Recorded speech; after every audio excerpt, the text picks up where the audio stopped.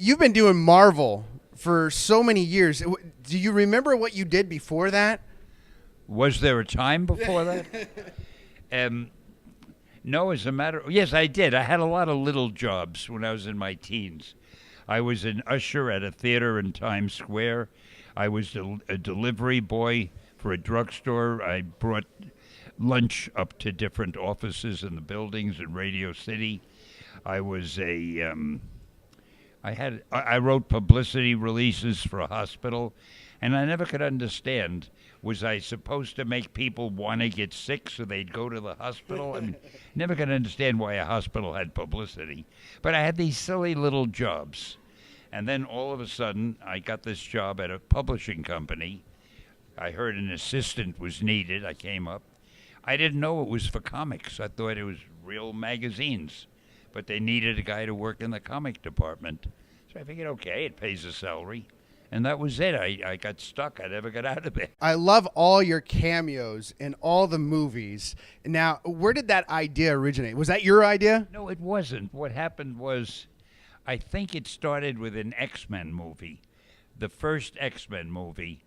They needed somebody on the beach selling hot dogs when one of the mutants walked out of the water. And there was nobody around, I guess, so the director said, Stan, would you hold this hot dog? Really? Yeah, it was sort of like that. And I was in the scene, and then they did the Spider-Man movie, and the director said, Stan, you look kind of good with that hot dog, and how about being in a scene here? And it was a very simple thing. It looked like Spider-Man was going to fall off a building, and everybody was like that. So I was one of the people who were like that for 1 second. But after that, I guess other directors figured if he's dumb enough to go like that, we'll use him too. I love it. I remember both of those scenes too, because the Spider-Man one was the one with Tobey Maguire. Right. Yeah. And then my favorite cameo so far that you've been in, Deadpool.